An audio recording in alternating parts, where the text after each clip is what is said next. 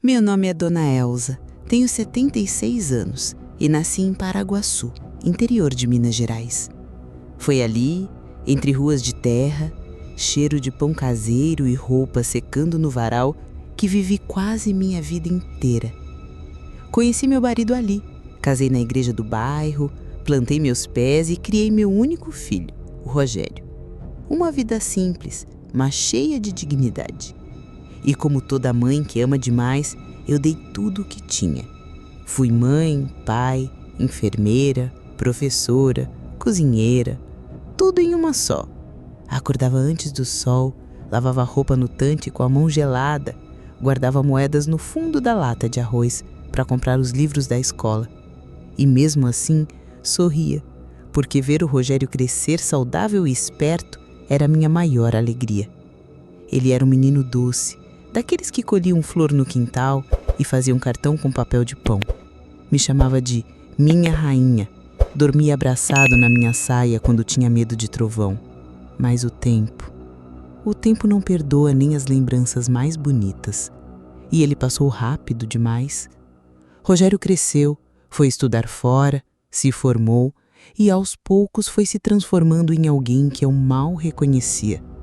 Conheci uma moça da cidade grande, Priscila, o nome dela. Finíssima, rosto bonito, mas olhar seco. Sempre me pareceu fria, daquelas pessoas que acham que simplicidade é sinônimo de ignorância. No começo, disfarçavam bem, me levavam flores, me chamavam para jantar, falavam que minha comida era melhor que restaurante. Mas bastou o tempo mudar de direção, bastou eu precisar de um pouco mais de ajuda para a verdade aparecer. Começaram os silêncios, os "depois a gente vê, mãe", os jantares cancelados, até que um dia, com aquele tom de quem já decidiu, Rogério me olhou e disse: "A senhora vai passar um tempo num lar de repouso, a gente está sem estrutura aqui." Foi como levar um tapa na cara. Um tempo! Mas a mala estava feita, a decisão já estava tomada, ele só precisava da minha resignação. Eu fui, porque uma mãe sabe a hora de sair de cena. Mas antes, eu voltei a casa. Sozinha. Disse que ia buscar o terço do meu marido, mas na verdade, fui direto para o quarto antigo. Aquele quarto que ele desprezou, com a cama de madeira que o pai dele fez com as próprias mãos. Ali, debaixo daquela cama, que todo mundo achava velha e inútil, ainda estava o segredo que guardei por 40 anos. E Rogério, Rogério, não fazia ideia de que aquela caixa escondida debaixo das tábuas podia mudar tudo, porque o que estava ali valia mais do que todos os apartamentos de luxo que ele sonhava ter. A caixa não era grande, cabia fácil no colo, mas tinha um peso que não era de madeira nem de ferro. Era o peso da memória, do silêncio, do que nunca foi dito. Eu mesma fiz aquele fundo falso no pé da cama muitos anos atrás, não com ferramentas, mas com jeito, como mulher simples faz quando precisa proteger o que é dela. Enrolei a caixa num pano velho que um dia foi fronha, amarrei com um pedaço de fita de cetim que sobrou do vestido de formatura do Rogério. E desde então, nunca mais mexi. Até aquele dia, eu me ajoelhei devagar, sentindo o joelho estalar. A madeira ainda tinha cheiro de tempo, de poeira boa, daquelas que contam história. Quando puxei a caixa, meu coração batia mais forte do que devia. Dentro dela estavam os documentos que ninguém jamais viu. Contratos, fotos antigas e principalmente um envelope pardo, amarelado, com uma letra que não era minha. Eu reconheci na hora. Era do Pedro, meu marido. Ele escreveu aquilo pouco antes de morrer, quando já sentia que não ia durar muito. Me pediu para guardar e disse que só abrisse se um dia precisasse lembrar quem eu era. E naquele momento, eu precisei, mas ainda não tive coragem de abrir. Fechei a caixa, respirei fundo e saí da casa. Tranquei a porta como quem se despede de uma vida inteira e fui pro tal lar de repouso que o meu filho arrumou com tanto orgulho. Era um sobrado bonito por fora, Fachada limpa, flores nas janelas, uma placa escrito Recanto das Oliveiras, cuidando com amor. Mas bastou a porta se fechar atrás de mim para eu sentir que ali tinha alguma coisa errada. A moça da recepção nem me olhou no olho. Me deram um quarto no fundo do corredor, longe da janela. O colchão era fino, o cobertor áspero. E o silêncio ali parecia gritar. As outras idosas mal falavam. Algumas olhavam fixo para a parede. Tinha uma senhora, a dona Dalva, que me chamou de menina no primeiro dia. Os olhos dela estavam perdidos, mas ela apertou a minha mão como quem queria dizer, fica atenta. E foi o que eu fiz. Fiquei. No segundo dia, percebi que trocavam os remédios. No terceiro, vi que uma funcionária pegava pertences das senhoras e guardava numa sacola preta atrás da cozinha. No quarto, escutei uma briga abafada vinda da sala da direção. E no quinto, descobri que o lar de repouso onde meu filho me colocou, com tanto orgulho, já foi investigado 2 vezes por maus tratos. E que a dona de lá é prima da Priscila. Sim, a esposa dele. A mesma que dizia que eu era uma bênção na vida deles. Agora me diz, isso tudo é coincidência? Nos primeiros dias eu me calei, observei. Porque a gente aprende com a vida que é no silêncio que as máscaras caem. E nesse lugar, as máscaras não demoraram a escorregar. A dona do asilo se chama Clarice. Tem pouco mais de 50 anos, cabelo liso até o ombro e um sorriso que parece colado com fita. Daqueles sorrisos que não chegam nos olhos. No segundo dia, quando me viu no refeitório, ela se abaixou até o meu ouvido e disse baixinho: "Fica tranquila, dona Elza. Aqui a senhora está em boas mãos." E tocou meu ombro com uma unha vermelha que parecia mais uma garra. Eu só balancei a cabeça e agradeci, mas por dentro eu já estava com as 2 orelhas em pé. No mesmo dia, pedi para ver a lista de medicamentos. Disseram que não podiam mostrar. Perguntei sobre a rotina, disseram que cada idosa tem o seu tratamento personalizado. Mas quando fui no banheiro comum, vi frascos idênticos na lixeira, comprimidos que eu conhecia de longe, remédios controlados, fortes, e quase todas as senhoras daqui tomavam o mesmo. Comecei a anotar mentalmente os rostos, os nomes, os horários, e foi aí que comecei a entender o jogo. A Clarice não era só a dona do asilo, ela era uma espécie de carcereira silenciosa. Mantinha todo mundo sonolento, calado, quieto. E os filhos apareciam de mês em mês, assinavam os papéis, beijavam a testa da mãe e iam embora como se tivessem feito um grande favor. Muitos nem sabiam o que acontecia aqui dentro.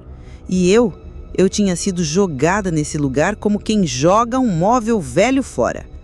Mas Clarice cometeu um erro que todos os arrogantes cometem. Achou que eu era só uma velha cansada, que ia me deitar, tomar meus remédios e esperar o tempo passar. Mas eu sou filha de lavadeira. Vi meu pai morrer de tanto trabalhar e minha mãe criar 7 filhos no peito e na coragem. Eu não sou frágil. Eu sou uma bomba que ainda não explodiu. E quando explodir, vai ser do jeito certo. Naquela mesma noite, esperei todos dormirem.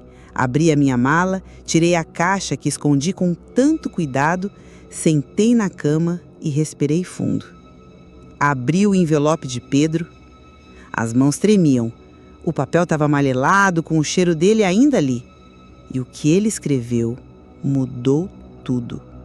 Porque naquele envelope estava a chave de algo que ninguém jamais imaginou que eu tivesse. Nem Rogério, nem Priscila e nem Clarice. O que Pedro deixou para mim era mais do que lembrança. Era poder.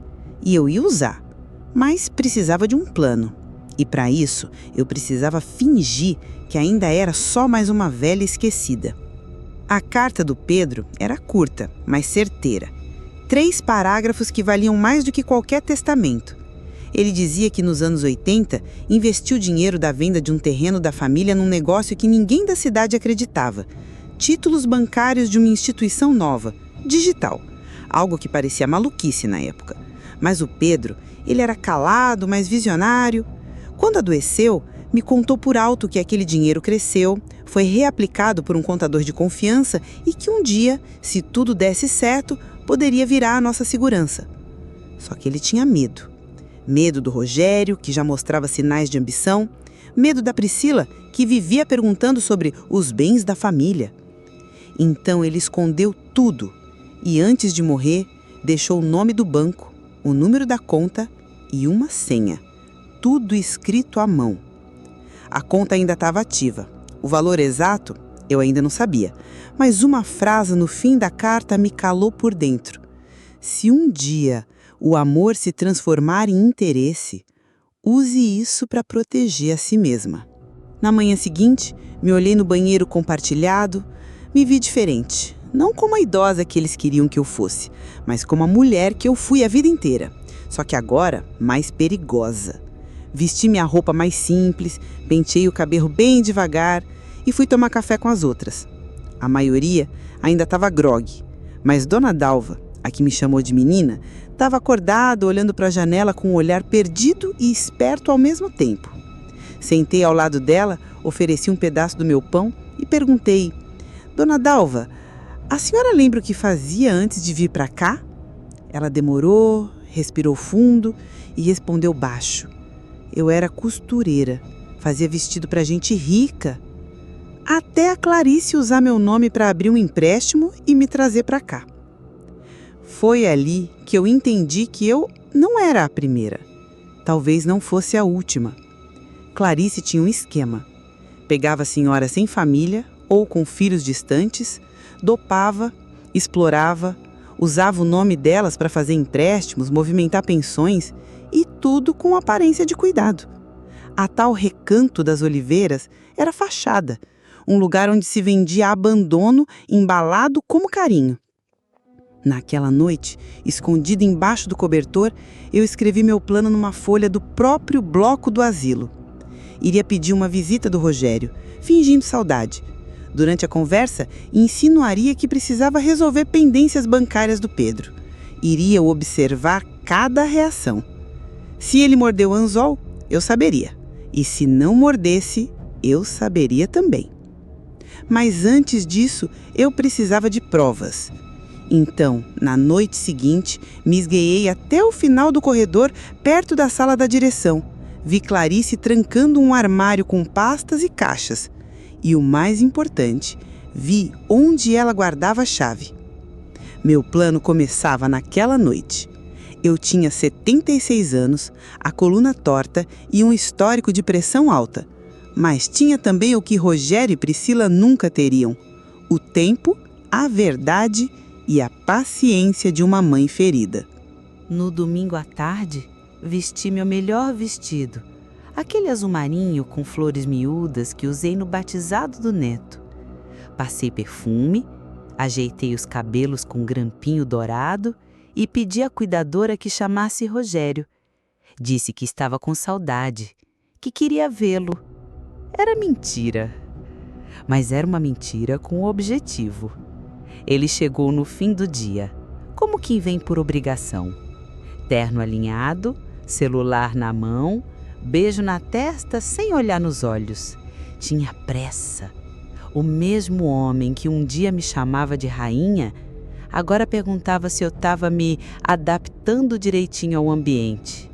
Ambiente! Como se eu estivesse num hotel. Como se essa cadeira de plástico e esse cheiro de desinfetante fossem férias. Fiz questão de sorrir. Baixei os olhos, como quem engole a dor, e disse: Fico feliz que veio, meu filho. Estava querendo conversar com você sobre umas contas antigas do seu pai. Ele levantou os olhos do celular. Pela primeira vez prestou atenção. Contas? Sabe aqueles papéis do Pedro? Acho que ainda tem uns investimentos que ele deixou, mas eu não sei mais mexer com isso.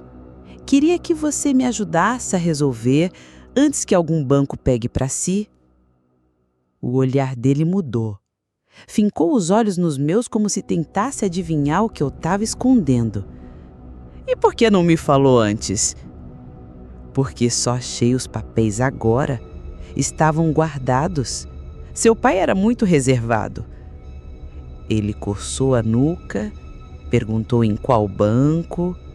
Inventei um nome qualquer. Disse que não lembrava direito. Só queria ver a reação dele. E eu vi.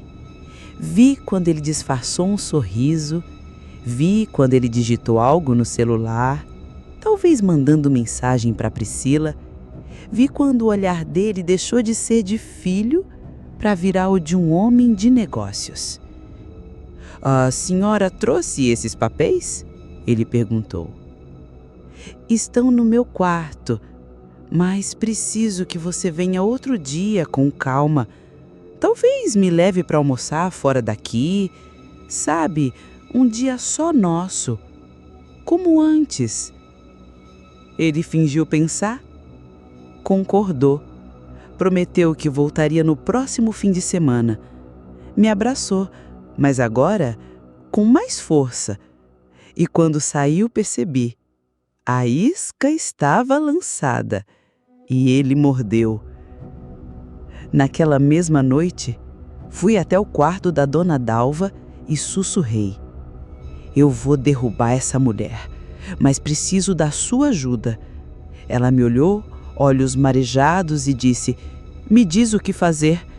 Então comecei a explicar, cada passo. Porque se tem uma coisa que aprendi em 76 anos de vida, é que ninguém ouve uma velha falando baixo. Mas quando ela resolve gritar, não tem quem cale. Era quarta-feira.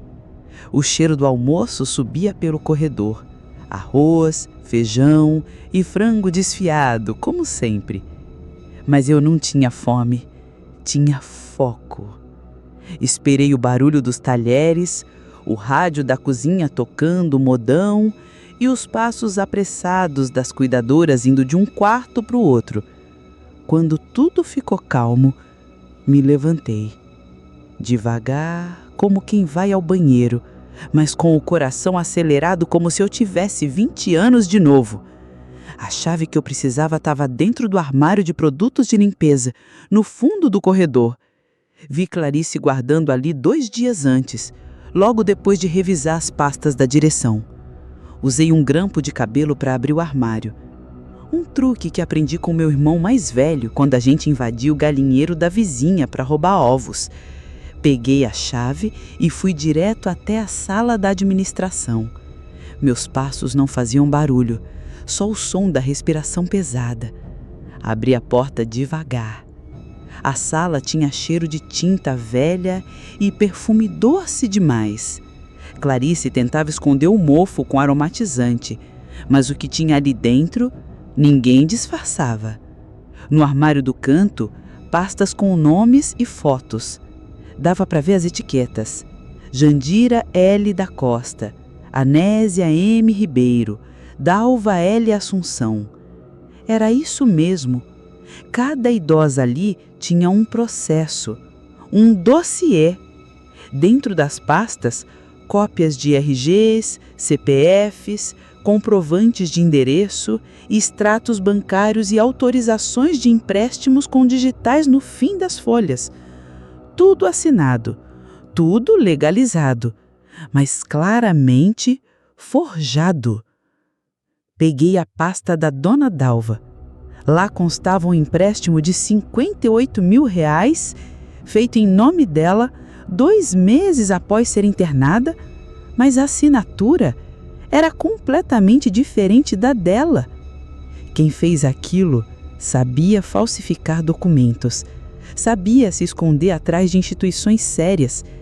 Era um golpe montado com zelo, mas nem Clarice contava que um dia alguém como eu se levantaria. Encontrei também uma planilha impressa, com valores que batiam com nomes de familiares, e ali no rodapé da folha estava o que me faltava. Rogério, percentual de 20% nos repasses. Meu filho, meu próprio filho fazia parte daquilo. Recebia por fora. Acreditava que estava me deixando num lugar cuidoso, quando na verdade estava entregando a própria mãe num sistema de roubo e silêncio. Guardei os documentos dentro da minha camisola. Tranquei tudo de novo. Voltei para o quarto, me deitei como se nada tivesse acontecido e chorei baixinho. Não era mais tristeza, era raiva, era indignação, mas também era a certeza de que agora eu tinha as armas. No dia seguinte, chamei a cuidadora e pedi um favor. Queria escrever uma carta e mandar por correio. Ela sorriu, achando que era bobagem de velha apaixonada. Não era. Escrevi para uma amiga antiga do Pedro, doutora Marlene, advogada aposentada, que devia um grande favor ao meu marido em 1992. Expliquei tudo, pedi ajuda e avisei. Se algo acontecer comigo, essas provas estão no forro da minha cama, costuradas por dentro. Agora era só esperar e continuar fingindo, porque o jogo tinha virado. No domingo seguinte, acordei mais cedo que o habitual. O sol ainda nem tinha aquecido o telhado e eu já estava de pé, ajeitando o lençol, escondendo os papéis costurados no forro da cama e tentando controlar a respiração, porque nesse dia meu filho viria. Mas agora eu sabia quem ele era. Bati na cara como água fria, olhei no espelho e disse para mim mesma: você não vai chorar, Elza. Hoje você vai olhar nos olhos do seu próprio sangue e engolir a dor, porque quem chora agora não termina o que começou. Às 10 da manhã, Rogério chegou. Camisa polo, relógio caro, óculos escuros pendurados na gola.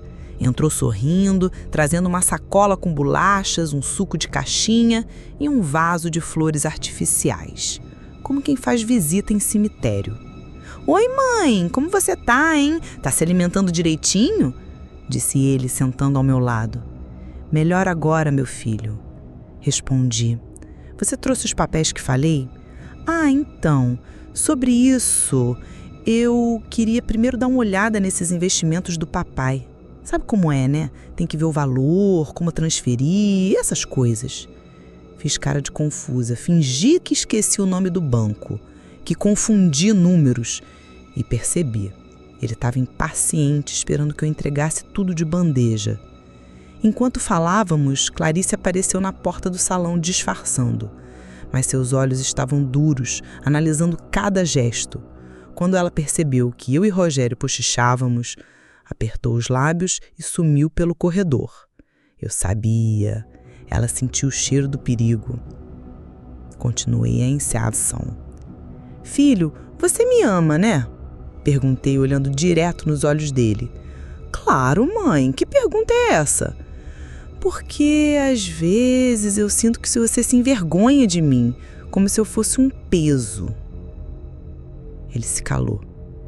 E o silêncio dele doeu mais do que qualquer resposta. Eu só quero te ajudar, mãe. Cuidar da senhora. Não foi isso que eu fiz, trazendo você pra cá? Cuidar não é trancar. Cuidar é ouvir. É perguntar o que a pessoa quer. Você me perguntou, Rogério? Ele suspirou, fingiu emoção, apertou minha mão e nesse aperto eu soube. Ele não tinha mais volta. Na saída, ele me abraçou e sussurrou no meu ouvido. Assim que eu resolvi tudo, você vai sair daqui, prometo. Mas eu sabia. Ele não queria me tirar dali. Ele queria tirar o dinheiro. Naquela mesma tarde, Clarice mandou me chamar. Disse que queria conversar. Fui até a sala dela firme. Sentei diante dela que sorriu com aquele rosto de máscara. Dona Elza, percebi que a senhora anda bem ativa ultimamente, escrevendo, recebendo visita, alguma coisa que queira me contar. Eu sorri de volta, um sorriso ainda mais falso que o dela. Nada, minha filha, só ando mais animada. Tô me sentindo viva de novo. Que bom! Só cuidado com agitações desnecessárias. Algumas senhoras aqui não reagem bem a muito estresse. Pode deixar, querida. Já vi muita coisa nessa vida, inclusive lobos tentando se esconder em pele de cuidador. Ela congelou por um segundo, mas se recompôs. Tenha uma boa tarde, Dona Elsa. Saí daquela sala com sangue fervendo. O jogo agora era claro. Ela sabia que eu sabia, e eu sabia que ela não ia deixar barato. Mas o que ela não sabia é que eu já tinha enviado uma cópia dos documentos para a advogada. Agora era uma questão de tempo. 3 dias depois, Dona Dalva trouxe um envelope. Era pequeno, simples, mas com um nome que me fez estremecer. Marlene Ferreira de Sá, advogada, a amiga do Pedro. Dentro havia uma carta escrita à mão, com letra firme de quem não tem tempo a perder. Querida Elsa, recebi seus documentos e já comecei a agir. Investiguei a conta que Pedro abriu em 1988. Acredite, o saldo atual é de aproximadamente R$2.194.000. O dinheiro está protegido por um termo de confidencialidade bancária, mas, legalmente, você é a única herdeira direta. Precisamos agir rápido. Clarice pode tentar sumir com você, mas eu já fiz contato com o Ministério Público. Aguente firme, eu estou indo até aí. 2 milhões. 2 milhões de reais. E pensar que eu me sentia um fardo quando segurava nos ossos essa fortuna silenciosa. Fechei a carta e senti algo que fazia anos que eu não sentia. Poder. Não o tipo de poder que manda ou grita, mas aquele que te dá clareza. O poder de quem pode escolher. E eu escolhi lutar. Naquela mesma noite, quando o asilo dormia, costurei no sutiã um pequeno pendrive que Marlene enviou.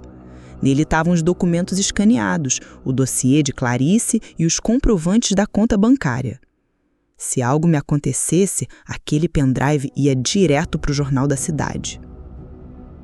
Na manhã seguinte, Clarice me chamou de novo, agora sem sorriso. Dona Elsa, precisamos conversar. Entrei na sala dela com o coração tranquilo. Já não havia medo, só estratégia. Recebi informações de que a senhora anda muito ativa. Fiquei sabendo até que a senhora andou mexendo em documentos particulares. Pois é, olhando nos olhos dela. Dizem que depois de certa idade a gente começa a esquecer das coisas. Mas no meu caso, eu comecei a lembrar. Ela se levantou da cadeira com raiva contida. A senhora está se metendo em coisas muito sérias. Isso pode fazer mal à sua saúde. Não se preocupe, minha saúde está ótima, melhor que a da sua consciência.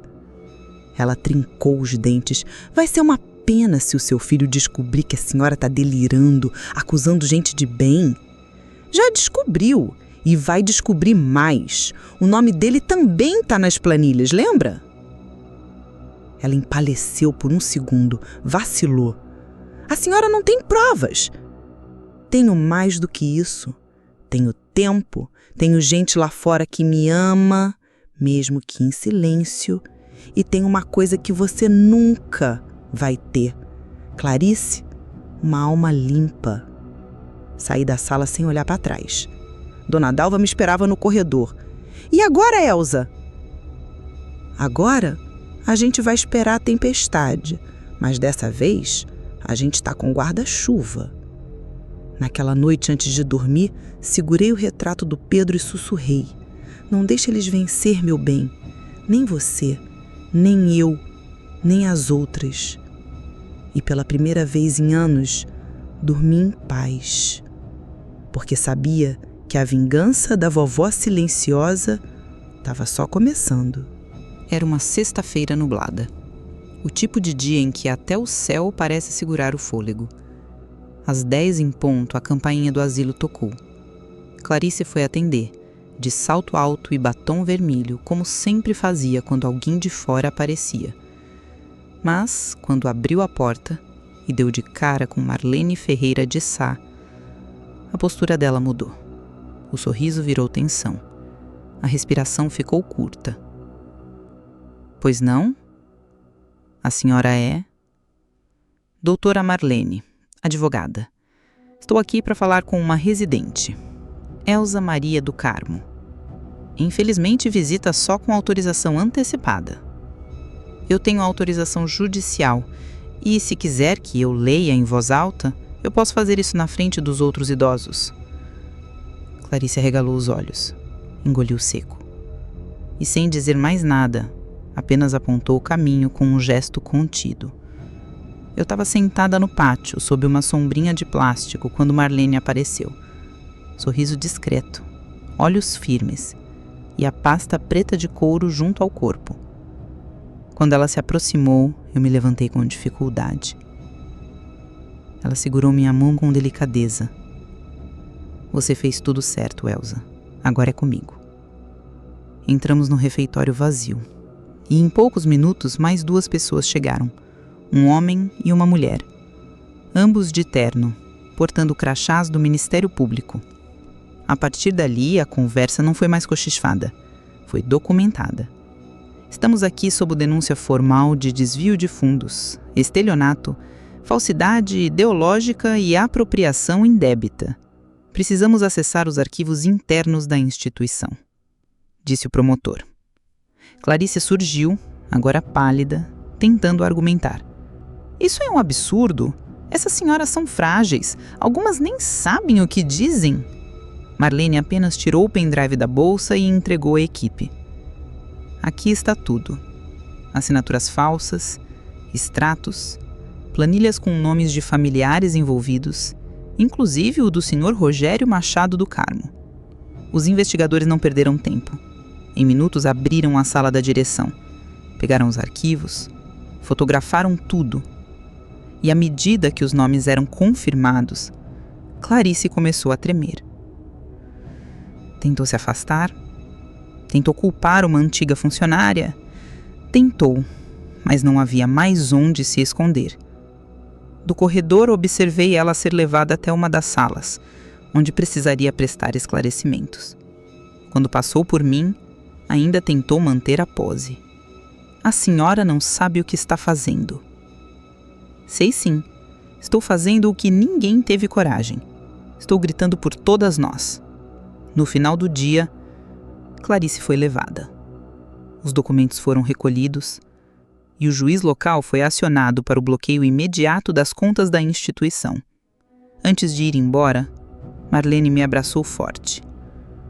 Você salvou muita gente, Elza. Inclusive, a si mesma. E eu chorei. Não como uma vítima, mas como quem resistiu até o fim. No dia seguinte, a notícia já estava no jornal local. Idosas denunciam esquema de fraude em asilo particular. Diretora é investigada por envolvimento em desvio milionário. O nome dela estava ali. E o meu também. Mas com um novo título. Dona Elza, a avó corajosa que enfrentou um sistema. 2 dias depois da operação, o asilo estava diferente. As cuidadoras passaram a ser tratadas com respeito. A comida mudou. Até os banhos ficaram mais longos. A nova supervisora interina, enviada pela justiça, caminhava pelos corredores como quem limpa feridas abertas há anos. Pela primeira vez, eu me sentia segura. Mas o que mais me inquietava não era Clarice, era Rogério. Ele não apareceu no domingo. Nem ligou, nem mandou mensagem. Até que na quarta-feira, fim da tarde, ele surgiu. Sem flores. Sem bolacha. Sem sorriso. Entrou no quarto com os olhos baixos, as mãos no bolso e um silêncio pesado. Mãe, eu soube de tudo. Fiquei sentada, bordando um pano de prato como se estivesse costurando o próprio tempo. Soube pelo jornal? Ou foi a polícia que ligou para você? Ele abaixou a cabeça. Não respondeu. Você devia ter confiado em mim. Eu só queria facilitar a sua vida. Facilitar minha vida com uma prisão disfarçada de asilo, com um acordo escondido com a diretora. Você chamaria isso de carinho? Eu me perdi, mãe. Eu vi aquele dinheiro parado, aquele testamento esquecido. Achei que ninguém mais ia saber. Achei que não fazia mal usar um pouco. Afinal, era da família. Era do seu pai. E se tem uma coisa que o seu pai me ensinou, é que dinheiro não compra paz de espírito. E você, Rogério, você vendeu a sua por 20% de comissão. Ele chorou. Pela primeira vez, como um menino. Ajoelhou ao meu lado, me pegou pelas mãos. Mãe, eu tô arrependido. Eu não sabia que isso ia te machucar assim. Eu juro, eu não sou mau. Só fui fraco. E o mundo tá cheio de homens fracos que se escondem atrás disso para fazer o mal. Você vai me denunciar? Vai me mandar pra cadeia? Eu respirei fundo, olhei para a janela. O céu estava laranja, bonito, como se o dia também estivesse cansado. Não sei, Rogério.